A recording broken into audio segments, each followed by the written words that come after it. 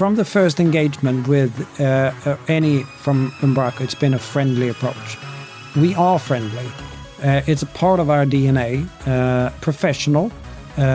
We take our work dead seriously, but we want to have fun. But we are friendly. Hello everyone and welcome back to the Modern.NET Show, the premier .NET podcast focusing entirely on the knowledge, tools and frameworks that all .NET developers should have in their toolbox. I am your host, Jamie Taylor, bringing you conversations with the brightest minds in the .NET ecosystem. Today, both Emma Burstow and Matt Persson of Umbraco are here to share their expertise on building Umbraco, a completely open source CMS known as the Friendly CMS. Emma is Umbraco's Director of Developer Relations, and Matt is their newly appointed CEO. One of our values is openness. And once again, I'll say we really walk the walk. So we alert people early. We work in public, truly. We don't just, update things on Git as in terms of code. We write words around it. We have discussion boards. We have ongoing issues that are open, and we talk to people that are working with the product. We also dive into what it's like to build Umbraco completely in the open, which led to some fascinating insights into how to build and manage a worldwide community of contributors, but also how to help manage expectations of those developers and technologists when things change. Before we jump in, a quick reminder. If the Modern.NET Show has become part of your learning journey, then please consider supporting us through Patreon or Buy Me a Coffee. Every contribution helps us to continue bringing you these in-depth conversations with industry experts. You'll find all the links in the show notes. So let's sit back, open up a terminal, type in .NET New Podcast, and we'll dive into the core of modern.NET.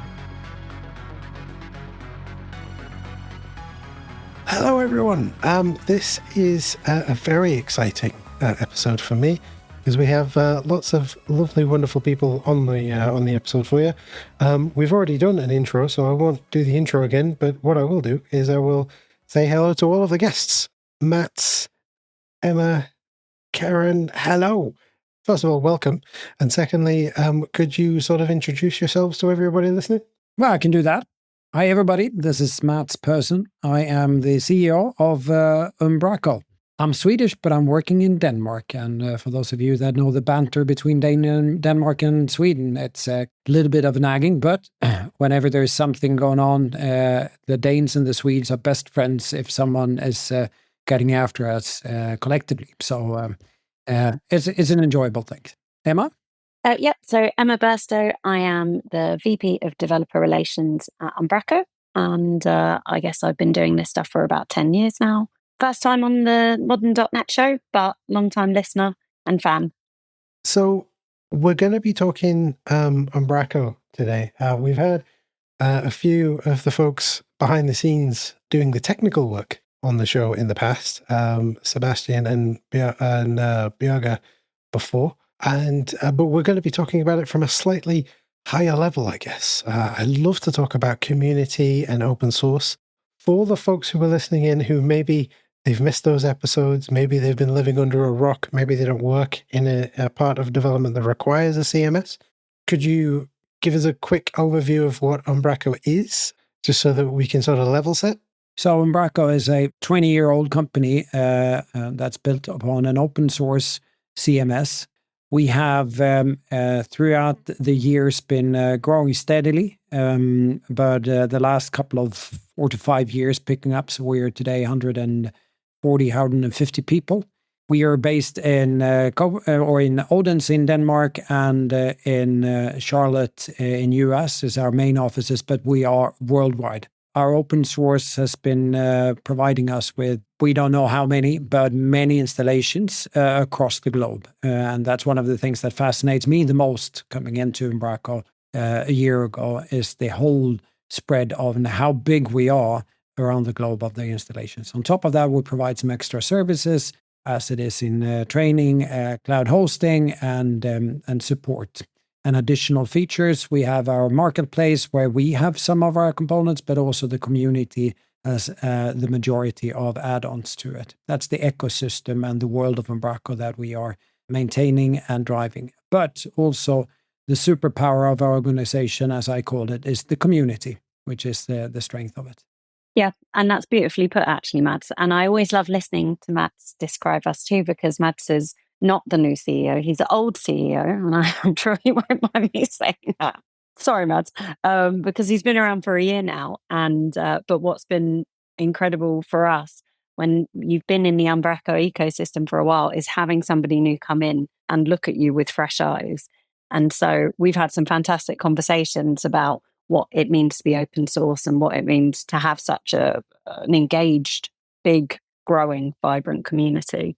The elevator pitch that I usually give is that we're a .NET open source content management system. And for some people, that's like, oh, yay, there's an open source .NET content management system. And it's as simple as that. That's what they want to know. But we're also so much more. Like, I think it's quite, I was raised in the Umbraco community, so I'm just a little bit biased. But it's a very, very fascinating and collaborative environment to work in. So, yeah, we love the product. We also love what it does for the people that use it. And also, adding on to that, I've been in the software industry for all my life. I'm a software developer from the start. So I've been through big and small, up and down. I've been in mega companies and small entrepreneurship companies, things going great, things going worse. But I haven't worked with open source before.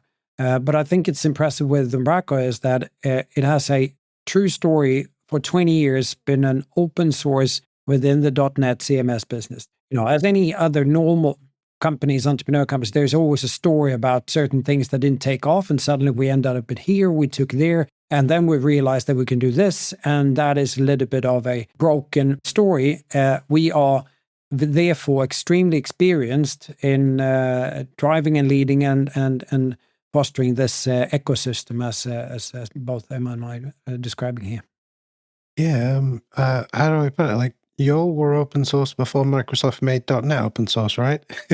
Correct. Yep, we went on to GitHub 20 years ago. So our birthday was back in February, I think. It's yeah, we are truly open source, and I often get asked how on earth we make money, because we really do mean it. Like, we really do develop with our community. I think our last major release, a third of the contributors were from the community. And that's a major, like, not a patch or anything like that. We really, we walk the walk. We don't just talk the talk when it comes to open source. Yeah, what I'll have to do is, I've not done the calculations ahead of time, but maybe in the edit, I can do a quick calculation to see whether that's greater or like more or less than the open source contributions that .NET has for its major releases. Because I feel like if it's not greater, it must be on par. I would love to hear that, Jamie. Yeah, and then I'll have the stats. Yeah, I'll do that. I'll do it for .NET 9, because then it will still be a few months out, but it's closer than. I feel like it would be unfair to do it for .NET 10, because that will be releasing after we've published this episode. But yeah, yes, amazing.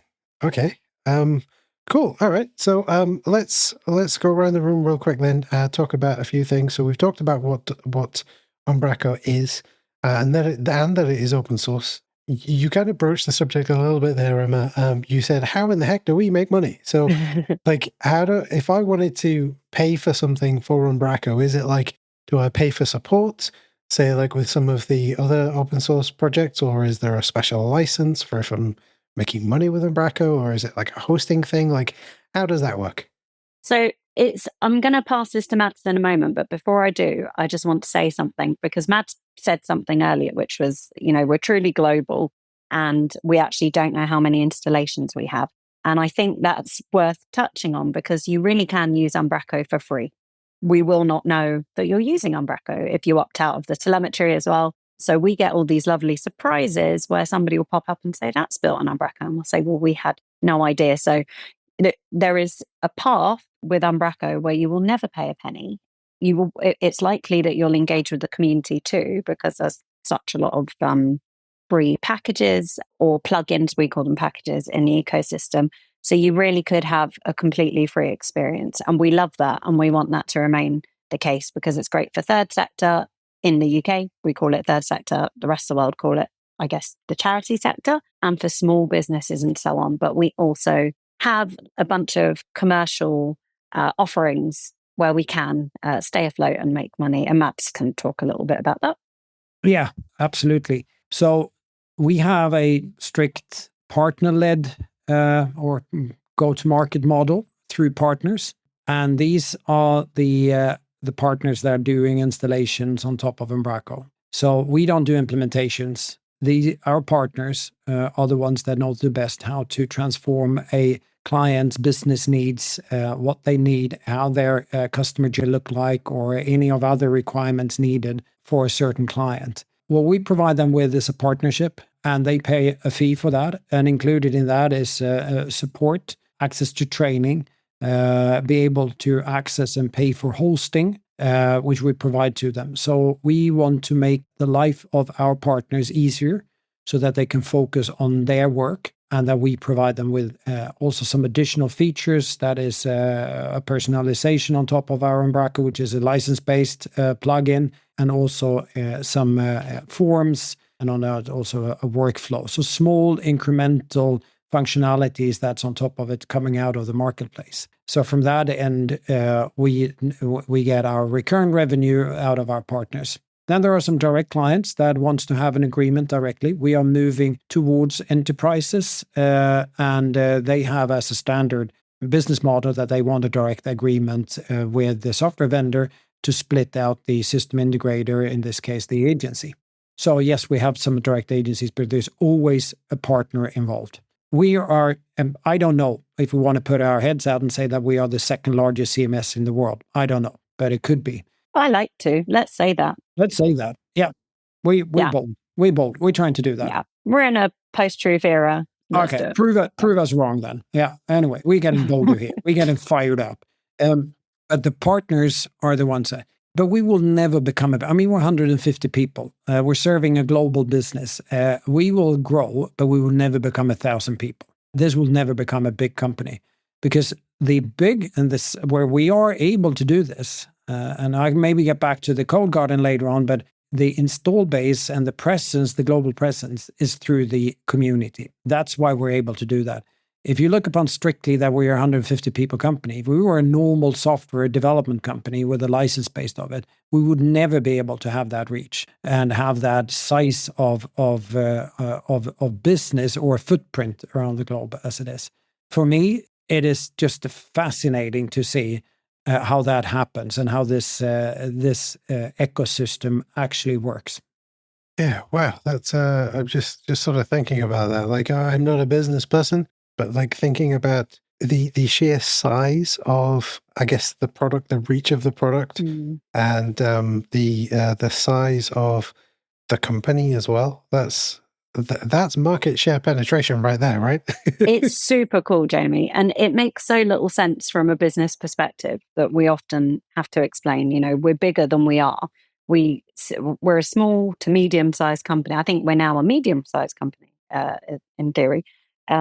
But we have people that develop with us, that help us to innovate, that help us to advocate for us all over the world. And sometimes we don't even know they're doing it. Sometimes we hear about it in the afterwards. We had this fantastic event in India recently where over 100 people showed up on a Saturday for a meetup. And, we were clued into that. We didn't arrange it, we didn't organize it, but these are just people that want to share knowledge. And I think that that's the beauty of having a truly open source, very techy product, because there's a lot that you can build upon here. There's a lot that you can learn. If you're interested in being a .NET developer, the Umbraco ecosystem, it has everything that you need, as well as a supportive community where you can learn and experiment. So it's very good for that kind of community engagement, because people will get together and they'll share knowledge, they'll learn, they'll collaborate, they'll build packages. And so we tend to, I think me and Mads were talking just before this, and one of the things that he said is, we don't create the community, we support it. It comes from them. And any .NET developer will look at our code base and say, yeah, this makes sense. I don't know if that was always true, but it's certainly true now. Now that's amazing. And I guess from a wanting to learn a little bit more about development, like we always when I'm talking to sort of younger developers, apprenticeships, or juniors or people who want to get into the business, I'm like, go find a project that's something that you want to solve and start making it in the public, right? People will come along and help you, right? But once you're past that, what do? And I always say to them, go look for an open source project. Go look for an open. I never say which. Yes. I just say an open source project.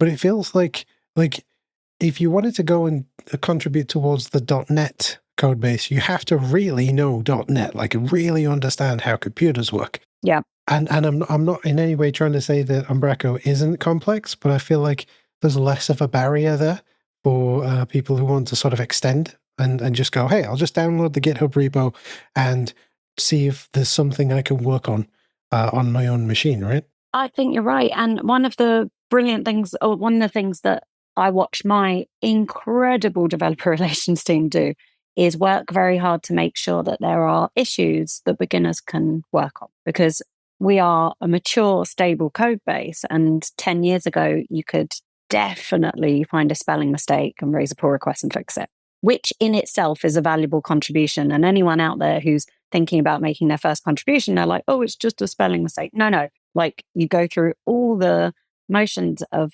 forking the repo, pulling it down, writing a decent description before you hit review. Like, all of those things are very, very valuable, but they're not very available in such a professional, mature project anymore. So what we work very hard to do is make sure that the barrier to entry is as low as possible, because we want new contributors. Because what we've learned is that contributors are not just fixing bugs, they're enriching the ecosystem in a ton of other ways that you never expect. Yeah, and I guess it's a great way to learn that process, right?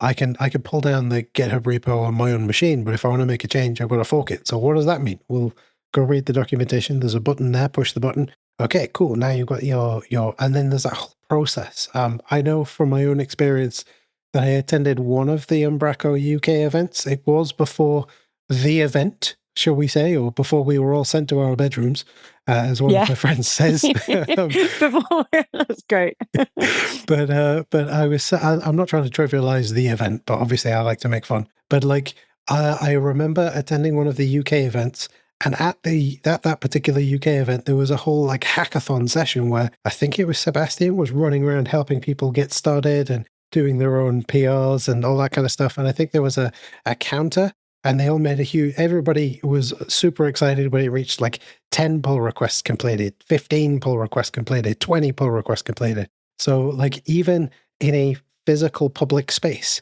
if you can get to one of the events, you might be able to learn how to do it from there. I mean, that sounds really cool. It's how I made mine. Yeah, it's how I made my first contribution. I wasn't going to sit at home and do it with my headphones on. I needed somebody sitting next to me so that I could cry out in frustration when something that was supposed to happen didn't happen, you know? And Seb is a genius with these things. In fact, in his most recent hackathons, he got a ticket printer so he could give you a physical receipt for the issue you were working on. Oh, nice. Jamie, it was beyond cute. Mads, was your first hackathon the one that we did at the US festival last year? Yeah, I was not allowed to contribute, as it were, because I had to maintain my CEO role. But now jokes apart, there was many years ago that I decided that coding, there are people that are better than that to do that.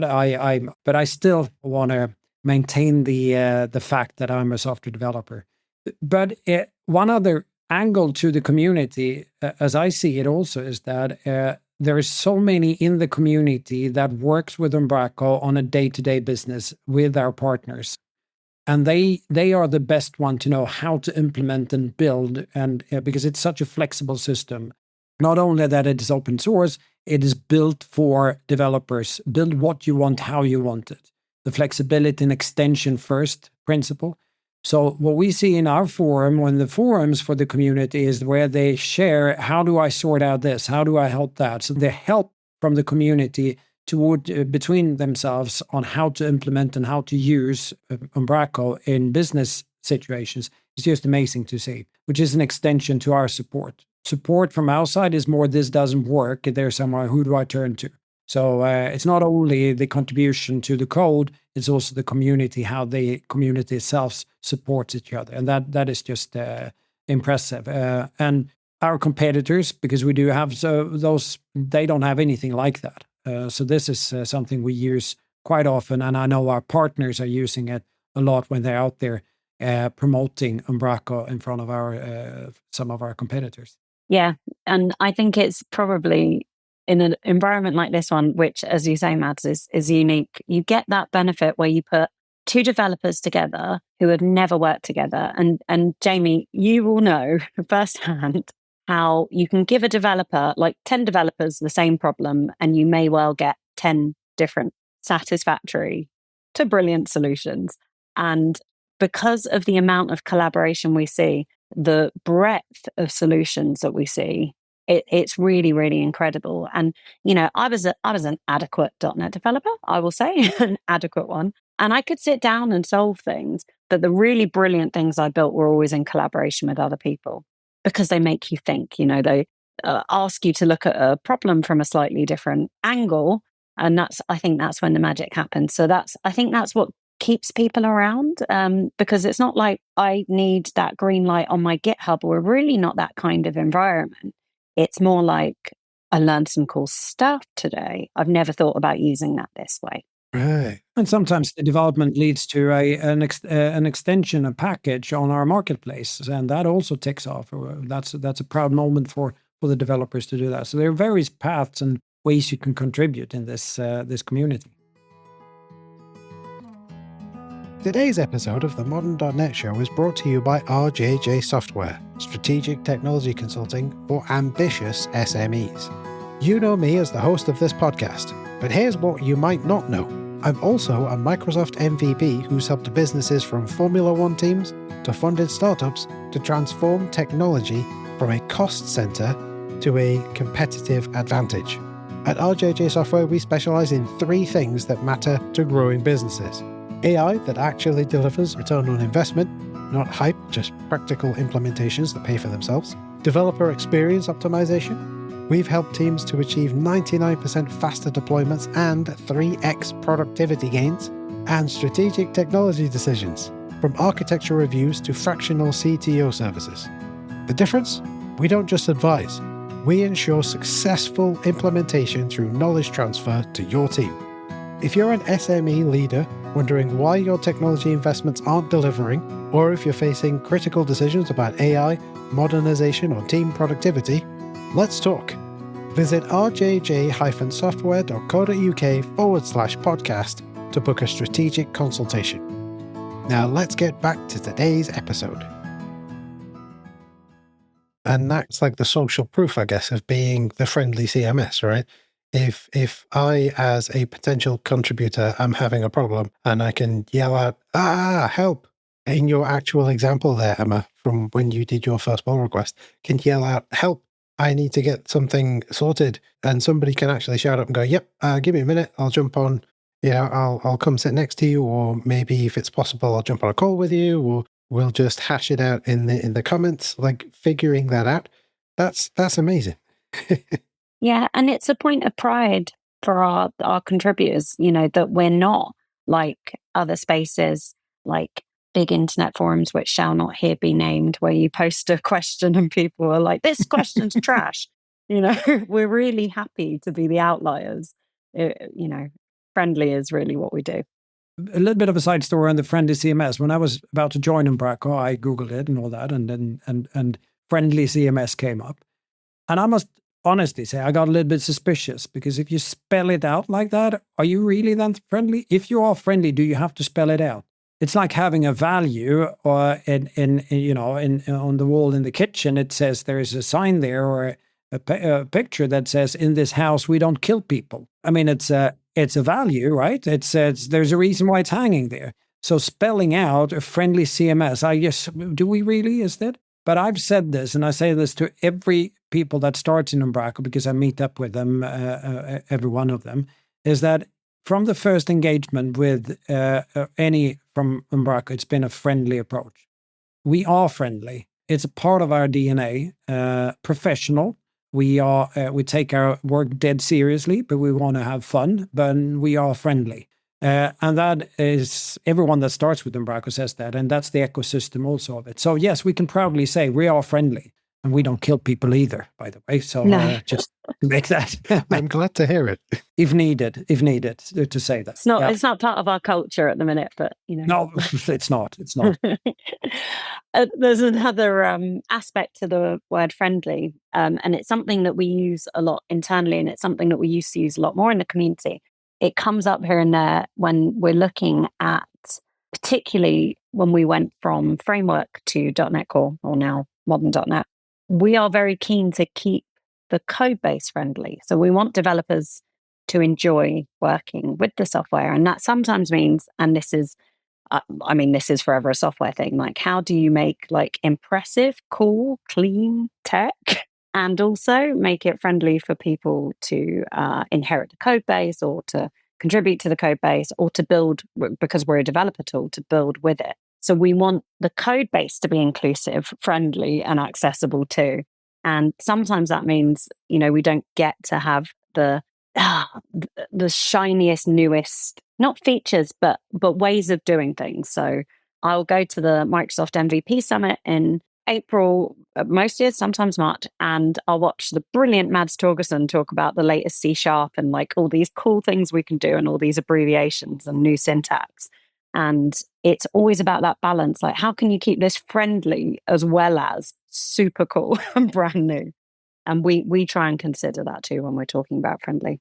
And that makes sense, right? Because if you're, first off, releasing new versions slightly out of sync with the newest version of .NET, because you've got to migrate things over and you have to make sure that packages don't break, and maybe we can talk about that in a moment. If you're migrating just slightly after the release of things, then you're going to be, I'm wary of using the word behind, but you're going to be, say, on the back foot a little bit just to start with, which means that you may not be able to use the coolest, shiniest, wonderfulest, brand newest things. And because of that, you might not be able to use the newer, more, let's call a spade, terse syntax of C#. Terse. Beautiful word. Yeah. But for things like, array collections and things like that, like it becomes harder to read if you are new to the language, which means that it is less friendly from a reader's perspective to use those particular features as well, right? Yes, absolutely. I love the word terse. Thank you. I couldn't find it when I was trying to explain. Thank you, Jamie. That's wonderful. The flip side, of course, is that as you move, and we're pretty tight with the Microsoft cadence. That was the plan, and that's how we've designed things. So people do get to use all the shiny new things. But we're asking a lot of our developers too, because we're asking them to be up to date with the .NET brand new releases as well. So that friendly balance is always hanging in the balance, basically.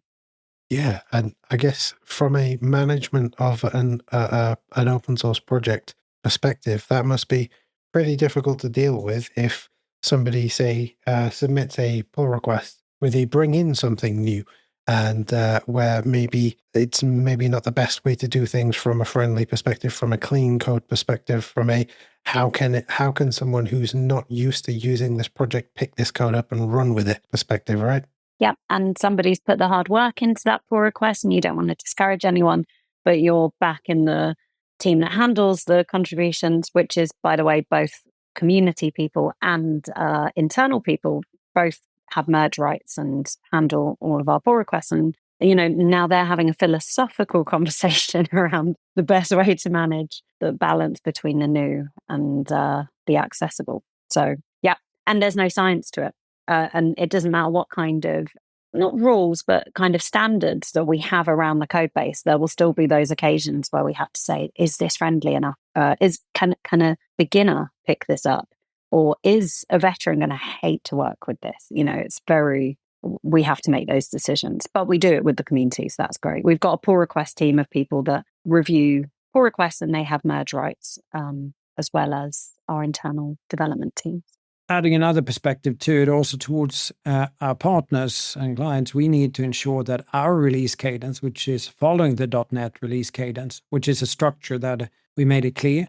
I usually say that in software industry, there is no perfect release cadence. If there were, everyone would have followed that. Everyone trying to have their own, but a structure is important. So we follow the .NET cadence as we do. But we need to ensure that we create a friendly system also for our partners to upgrade. How to do that, going from major releases to major releases, for example. What's the strategy for their end clients, and make that a clarity is important.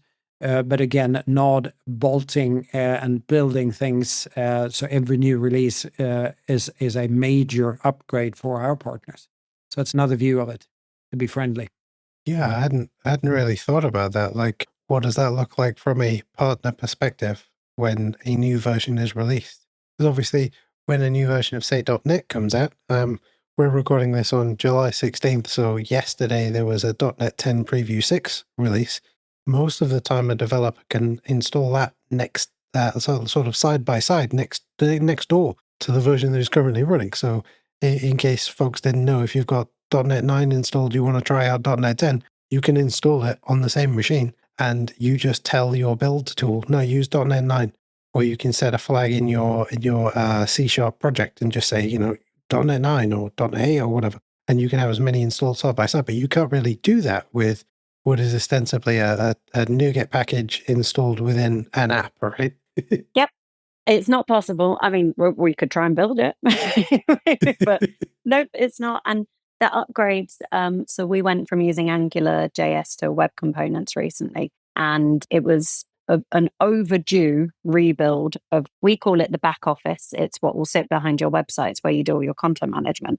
It was great because what we wanted to do was, we needed to replace Angular JS 2 was already at end of life. So we really needed to do it. But it's a huge ask of the people who are modifying that back office when they're creating websites or building packages, because then they have to learn a whole new technology.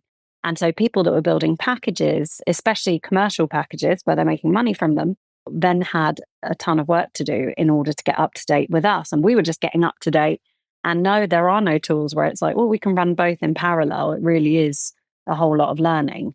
So we release a major every time .NET releases a major. That's our rule. But not all of our majors are massive. We have some minor majors. We've just actually got with number 6, with version 16. It's our minor major. I was allowed to call it our boring release, because people in the ecosystem were like, oh, thank goodness we don't have to learn anything new.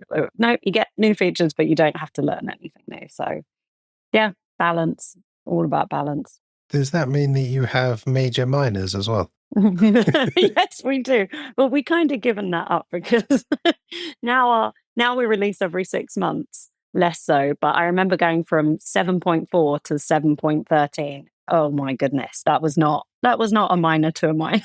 that was a major minor for real. Yeah. But that's part of software development in general, software development over the time. It's a product management thing to see to when all that's needed. And there's a constant, conflict between features and backend. Try up the database and all those things. That's the backend things that backend developers want to do fully out, while the front end wants to have more features and functionality, sales and others. It's a balancing act for us to be able to do that. Right. And so, like, how does that work from a communicating with, I guess, users might be the right word, or is it developers that are using it? Like, hey, there's a new thing coming, and if you upgrade, things are going to break, and here's how you get around that. Like, how does that work? Because, like, I say this with the kindness and compassion that is required for a big team of developers, but even Microsoft can't get that right. So, like, yeah. like, how do you communicate that out then? I think we're fortunate in that we've got this kind of, one of our values is openness. And once again, I'll say we really walk the walk. So we alert people early. We work in public, truly. We don't just, update things on Git as in terms of code. We write words around it. We have discussion boards. We have ongoing issues that are open, and we talk to people that are working with the product. So if we know that there's something coming up that's going to be a disruption or a breaking change, we announce that very, very early, and people have their say. And they'll often have their say in how we then proceed. Like, we like to think that we innovate in parallel with the community. It's not like we're an open door and every suggestion is taken, and you said, users or developers, both, actually both. Sometimes that's one person, sometimes it's different people, but everybody needs to know, because if we're talking to the developers and they're trying to make the argument to their users, their clients, the people that are paying them to build the site, you're going to have to pay me some more money because an upgrade has come and you're not going to see any different. It's going to be different for me. Then it helps them if we're speaking also to the end users to let them know this is why we're doing it. We're upgrading the tech, not just to keep your developers entertained or feeling like they're cutting edge, but actually for A, B, and C. So we try to put some words around that too. And I can only echo that, and having a perspective of being in other software development companies. And I've been in those where you internally are gearing up yourself so much. You develop things and you showcase that internally, and it looks really, really good. And you're so fired up. So when you get the first release out there, you go out and talk to the clients and they all go, well, maybe, no, that's not very interesting. You think you're inventing something that is bigger than sliced bread, but it doesn't. So what I talk about is the business-driven software development. And what I've been impressed with Umbraco is that it's there. We're not the fastest because we don't jump on the buzzwords. And there's many, every industry, and especially also in the CMS industry, there's a lot of buzzwords. We don't jump on them immediately. We're not the fastest, but we are the most solid because what we deliver is for real. I'm impressed by the way we pull together requests for comments from the community, and we bring in senior people from the community that are developers, but also working with Umbraco on a daily basis within a partner, an agency. And the value that brings to it, 10, 15 people to feed in the requirements for what we need to develop, and we develop that together with the community, just leads to a very, very solid product that addresses the needs out there. And the communication has already started with the request for comments. So the community, and there's, of course, in a community, there are people that are closer and more distance of it, but that's the way we communicate through it. Then on top of that, we do product marketing, and we do, release notes and all those things, features and functionalities. And even on top of that, we do product marketing. But it is so important that it's driven by business needs and reality. I call it the superpower, and I keep on doing that. As you know, I don't know how many times you heard me saying that, but it is the true superpower of it. No, I like it. I don't count. And you don't, and that's also for real. When I talk to investors and people that are interested in the company, the community is on the top slide. It is. They have to understand. In order to understand Umbraco, they have to understand what open source and how a community works, and the value we bring out of it, and the investment we do to support and facilitate that. Yeah. And I think like a really good illustration of how we make that work is the story around our migration from .NET Framework to .NET Core, which was born out of a project that was launched at, we had a brainstorming session at our annual Code Garden retreat, which was, I guess it would have been 2 in-house people and 6 community members that kicked off the first kind of part of the project, the architecture.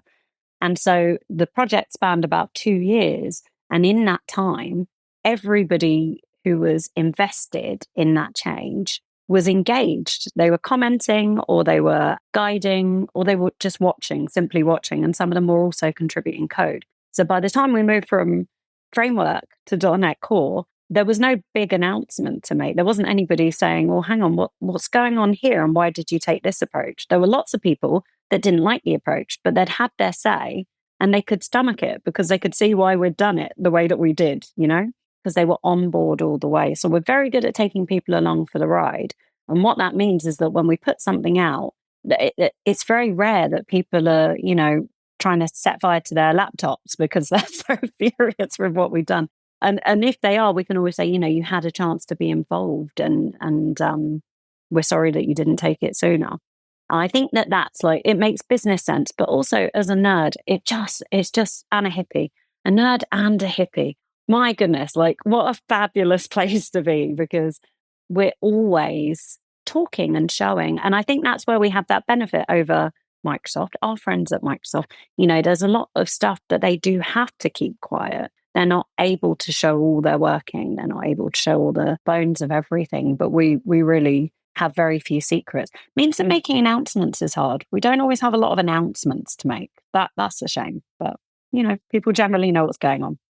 And I suppose that feeds back into, again, it's more social proof of being the friendly CMS, right? If you're not only creating an environment which is friendly for contributors, and you're creating code which is friendly and easy for people who are new to the project to pick up, but also you're putting out information about, this new version is coming along and you'll need to migrate and these steps need to be taken, but also the business messaging of, to our partners, to the people building and making money with our product, to the people who are at the end of the chain, who are paying for the developers, the agencies, the companies to build things for them. All of that information, all being out there and being available for everyone. That goes more into the idea of being the friendly CMS, right? And like I said, it's something that, yes, I joked about it, how Microsoft don't often get it right. But like you just said, Emma, they kind of can't anyway, because they can't really be. It's not that they're not being truthful, but there are things that they can't talk about. Whereas I feel like with yourselves, it'll be easier to talk about it, because rather than going from closed source enterprise, effectively a way to get people to use Microsoft technologies, to now we're open source. Yeah. Because you all have always been open source, it's easier to have that conversation, right? Yeah, it's really in our bones. And it's interesting because I'm part of the Microsoft MVP community, as are you, Jamie. And one of the things that it took me a while before I could find my niche and contribute and collaborate, because it is so vast and it's a big deal. Mads, you always say that it's a big deal that we're MVPs, don't you? Mads is a cheerleader. I am. I'm the cheerleader. He's such a cheerleader for this, but I feel small in that community is the honest truth. It's hard. It's a big pond and there are some very clever people in it. And even with all my confidence, I struggle to speak up. And so as a community manager in this one, it's very important for me to find those voices and make sure that everybody feels represented or able to represent themselves or has the platform. I don't think we always get it right, but it's a real aim for us. And by the way, I started my software development career at IBM. That's back in the days when IBM still were something to count on when it comes to software development.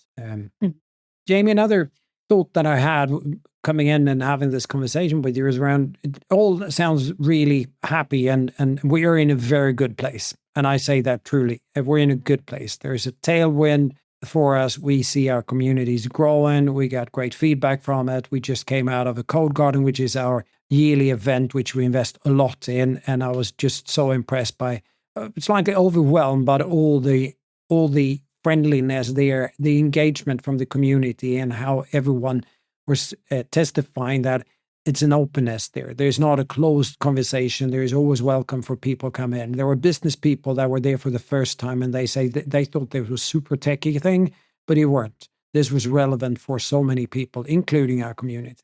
But what we're talking about, me and Emma, is about how do you maintain this? What is, if you have a superpower and such a great opportunity, I'm concerned, how do you really see that this is maintained? I don't think we have a 6 months risk or anything like that, but over the years, what happens with the community? What brings people together? There's a new generation of software developers coming out. How are they? What are they requiring? They are, through the years, there's always been a threat of new generation coming with new requirements, but I think it's true as it is now. That's what we're talking about. And there's what we know about that. There's no straight answer to it, but it's a constant discussion. Yeah, because we're aging. We're an aging community, and we bring new people in all the time. But Jamie, what are the young people wanting these days? What are they doing these days? Because I'm not one of them anymore. In order to answer that, I can tell you about what the computer science students that I interact with are doing. Yes.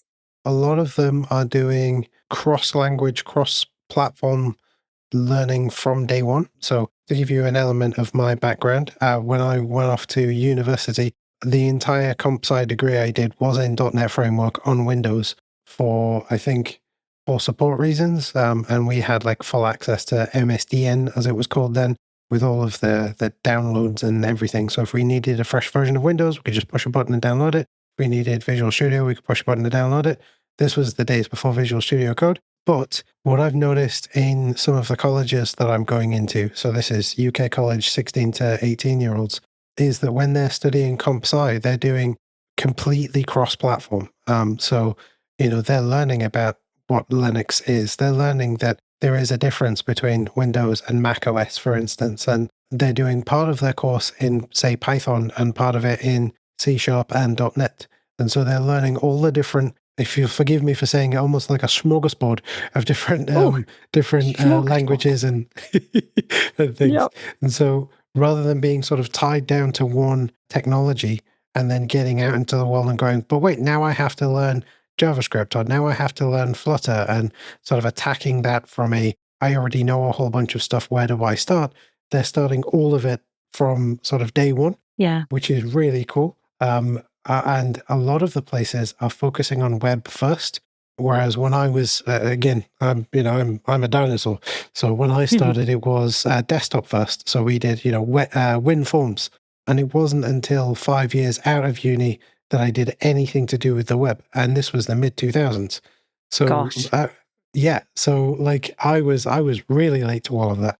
So it'd be interesting to see how the next gen of developers, Generation Z, Generation Alpha, all the rest of it, how they will come to this and just be sort of like native to the process. I do know that a lot of places are having trouble with giving access to DevOpsy type things and AI type things, because it means opening up computers potentially for everyone else that is studying at that same college or university. Right. So that's a thing that they are struggling with. I don't know if any of that helps with any kind of ideas you have.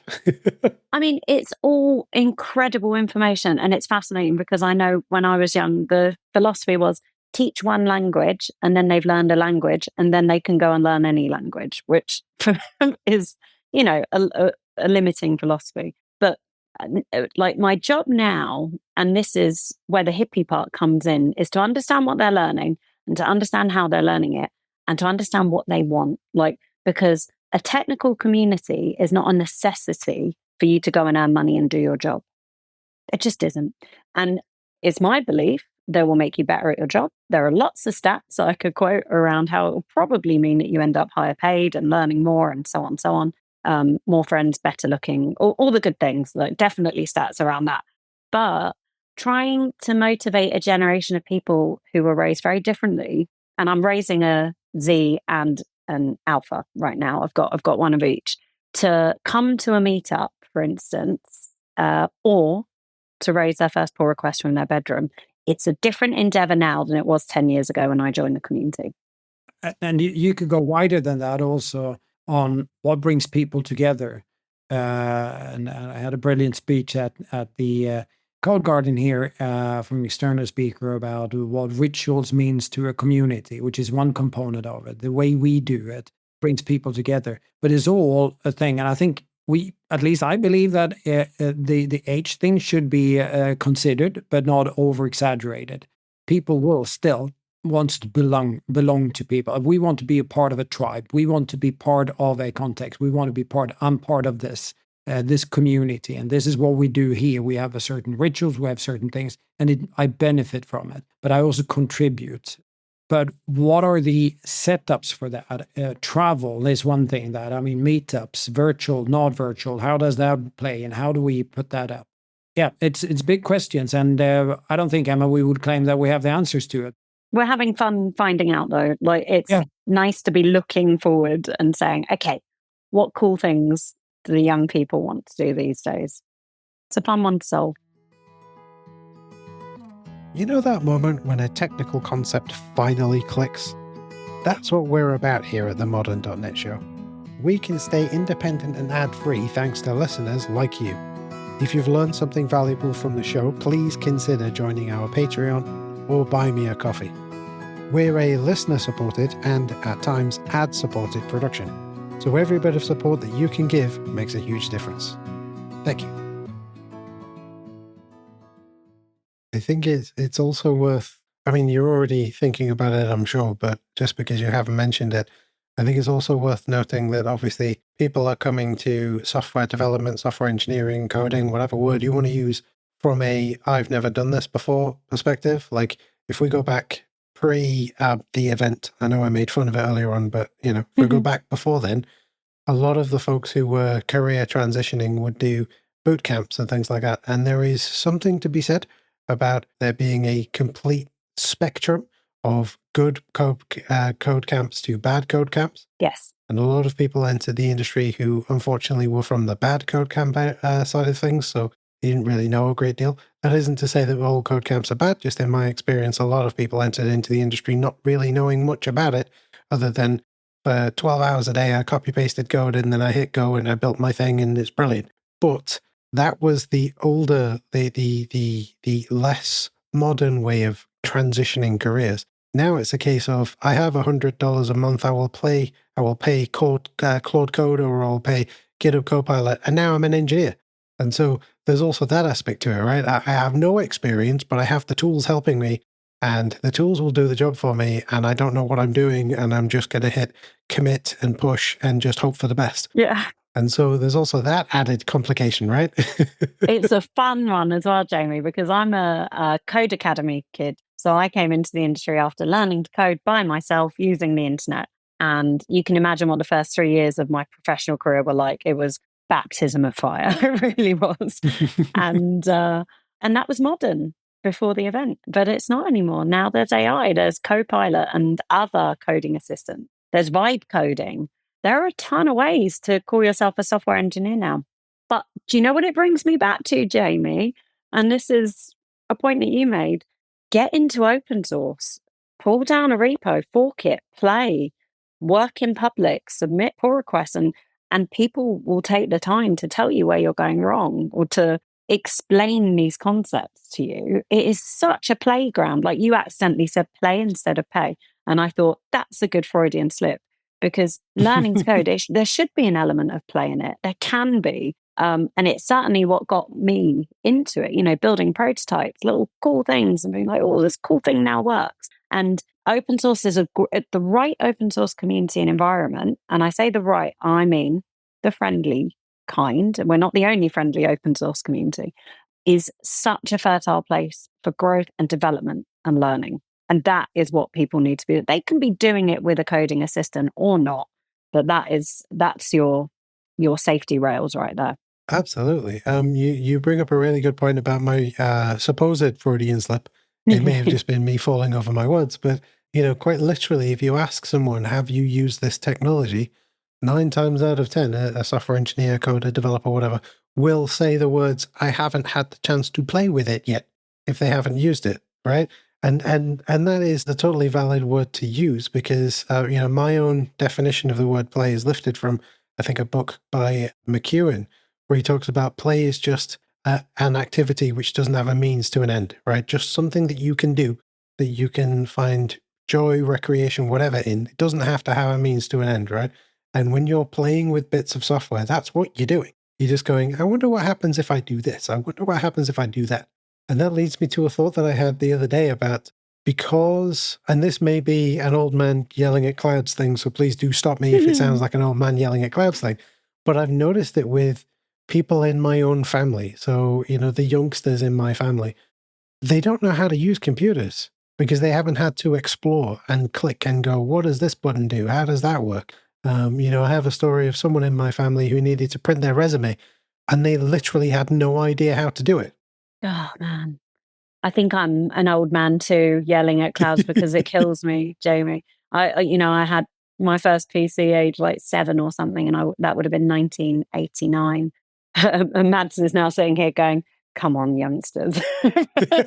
I want for the record say that I'm not that old. Yeah. But I couldn't play a game without understanding how a computer worked. I couldn't load a game. Now I do my work on a Mac, and that for me is the most alienating experience I can describe, because everything is just user interface. I'm so far from the meat and bones of the actual computer. Yeah. I'm going to yell at the clouds with you, I think. But my worry with that is, if you've also got people who are coming into the industry who have never needed to push the button to explore to what happens if I do this. Like that whole experience of being a software engineer, of being a dev, never having that experience of like, I remember the very first computer I ever got, I broke it within half an hour. Like I completely trashed the operating system. But that taught me, A, not to do what I did to break it, but it also taught me how to fix it, right? And maybe we don't need that now, but it also taught me debugging skills. And so, and I've seen people who are maybe junior to mid-level who don't know how to debug. I'm getting on my soapbox here, but if I put that last sentence to one side, what I'm getting at is like, how do you all as a community embrace and accept the people who don't have those skills to be able to debug, to be able to problem solve, to be able to, and again, it's a silly little story, but a member of my family couldn't figure out how to print something. So if they can't figure out how to print something, are they going to be able to write code? They are completely different techniques, but one requires you to be able to figure out how to fix a problem, and the other one requires you to be able to be brave enough to click around to push buttons to see which one, because like printers don't look like the print icon anymore, which was the problem that they had. Right? It's just like how the save icon doesn't, we don't use floppy disks anymore. But from a organization perspective, if someone comes to Umbraco with, I have no experience of a computer other than my iPad, but I want to join in, like that's a silly version of it. But like, how are you thinking about that too? And sorry to have cut you off there, Mads. Oh, good. Mads, did you want to finish your thought? Well, I just want to top the story. I got a pocket calculator on my dad when I was, 10 or 11. I tore it apart to see how it worked. Couldn't figure that out and put it together again, and it didn't work. So I said, I need a new one. You did what? My dad didn't appreciate that. I learned from that, don't take things apart that works, because you learn just that they're very complex.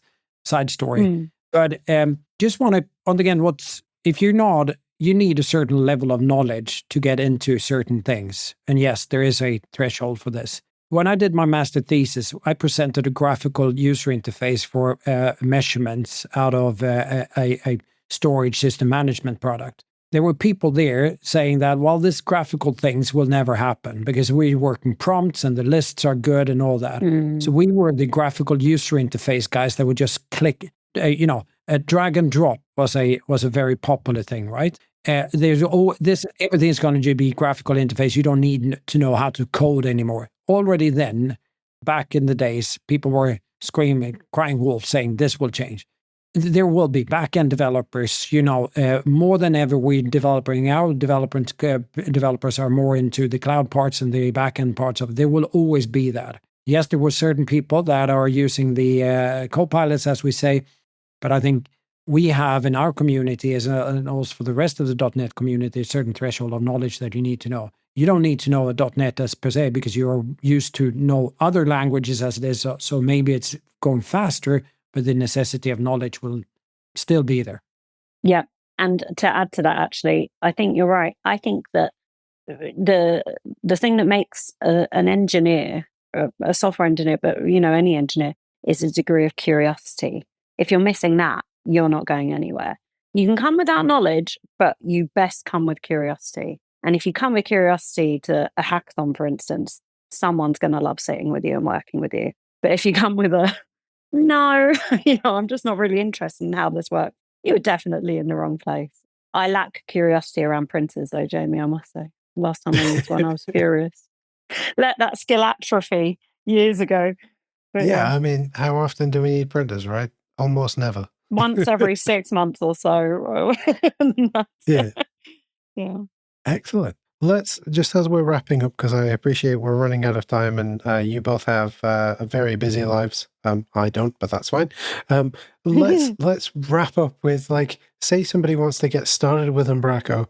How do they get started? Let's say we've got two potential users. We've got a software developer who wants to, get in and tinker. They're very curious. They want to just click around and have a look at the code and stuff like that. And we've got another person who's like, you know what, Umbraco would make a perfect example for my next project. How do those two different people get started? So the person that wants to know if it is a good fit for their next project, they're a user, they're maybe a chief marketing officer somewhere, they go to umbraco.com. That is the best place they can go, and they can book a demo, they can read all the materials. It's a fantastic website on the latest release. We've been we've rebuilt it recently. So that has everything that a person needs to know. If you're curious about getting involved, if you're a developer and you want to have a tinker, see, I'm torn here because I want to say you should go to community.umbraco.com, but that's in the process of being rebuilt. This is going out in September. You should go to community.umbraco.com. Yes, there we go.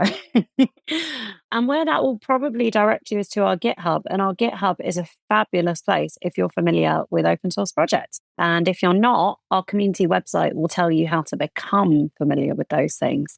But there's a pathway for everyone if you're already technical from the community website. And you can see everything we're doing because we really do work in public. Right. Excellent. And then if folks are listening along and saying, it would be great to get in touch with some of the folks at Umbraco. Maybe I have an idea and I want to put it to Emma or Mads. Is it just a case of there's a button on the website, or like are you all on socials? I know that at the moment we're going through a transition period where one website is slowly annihilating itself. Whoops, got a little political there. Yeah. And others are being segmented and things like that. But what's the best way for folks to keep up with the news about Umbraco? Maybe keep up with what is happening in the DevRel and the business side of Umbraco. Oh, I've got Mads's phone number here, which I could read out on. Sorry, Mads. I'm happy to take that. Prepare yourself. There will be about a half an hour of old stories before we get to the point. They can call me anytime. A premium rate on that line. So you can always reach DevRel at devrel@umbraco.com. That's one place to reach us. But we've also got a form on the community site that you can reach all of the developer advocates and myself. The fracturing of that old platform where everybody used to live and talk has been a real blow to our communities. But we live on Blue Sky, Mastodon, and LinkedIn. These days, LinkedIn is a very engaged community space. So who knew that would happen? And you can find me, Emma Burstow. I'm really easy to find on all of those platforms. And you can find me on those two, but especially LinkedIn if needed, as Emma says. Excellent. I also just want to shout out the MVP community within Umbraco as well, because you all have your own MVP community. Because some of the folks there are some of the friendliest folks I've worked with. I know, for instance, Emma, your friend and mine, Paul Seal. Wonderful man. He is the friendliest person I've ever met. Yeah. Any problem you have, Umbraco shaped, you ask Paul, and he is always happy to give you his time and his expertise. I actually deployed my first website using one of his videos, and then met him in person a year later. I was like, oh, you helped me so much. So it's a fantastic community. And our MVPs, they're more than 100 now. Wow. All over the world. Fantastic humans. You'll soon be competing with Microsoft for their MVPs, right? Oh, yeah. Oh, 100%. I think we've got 5 of us that are both. I don't count anymore. I'm not an Umbraco MVP anymore. So I am in my heart. Excellent. No, you're just the superstar now, Emma, of Umbraco. I agree. Thanks, Matt. I told you he's a cheerleader. Thanks, boss. Excellent. Well, thank you both so much for chatting with me today. I feel like I've learned a whole bunch more about Umbraco, not just from a technical perspective, but from managing open source projects perspective and what it means to be truly open source as a company, and what that means from a business perspective, what it could mean from a planning, from a user expectation perspective and things like that. So I really appreciate it. Thank you ever so much. Thanks for having us, Jamie. Thanks for having us, Jamie. That was a pleasure. Really, really good. Thank you for listening to this episode of the Modern.net Show with me, Jamie Taylor. I'd like to thank this episode's guest for graciously sharing their time, expertise, and knowledge with us. Be sure to check out the show notes for a bunch of links to some of the stuff that we covered and a full transcription of the interview. The show notes, as always, can be found at the podcast's website, and there'll be a link directly to them in your podcatcher. And don't forget to spread the word. Leave a rating or review on your podcatcher of choice. Head over to .netcore.show/review for ways to do that. Reach out via our contact page at .netcore.show/contact, or join our Discord server at .netcore.show/discord, all of which are linked in the show notes. But above all, I hope you have a fantastic rest of your day, and I hope that I'll see you again next time for some more .NET goodness. I'll see you again real soon.